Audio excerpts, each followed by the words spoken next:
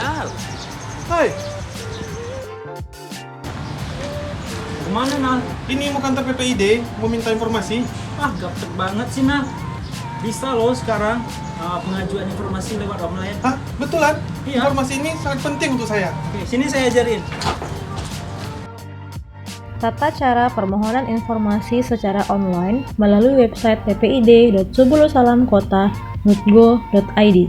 Pertama, buka browser pada komputer atau handphone, lalu ketik ppid.subulusalamkota.go.id. Setelah muncul halaman home, ketik daftar untuk pengguna yang belum memiliki akun. Setelah itu, isi formulir pendaftaran dengan memasukkan biodata, mengupload kartu tanda penduduk, alamat email, serta membuat password minimal 8 karakter untuk login pada halaman website PPID Kota Subulu Salam.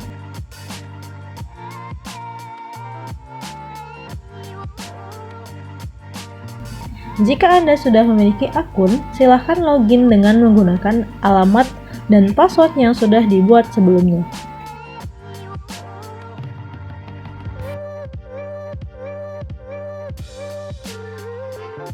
Setelah berhasil login, silahkan pilih buat permohonan baru untuk mengajukan permohonan informasi dengan memilih PPID tujuan, mengisi informasi yang dibutuhkan, alasan permintaan, tujuan penggunaan, serta melampirkan dokumen pendukung.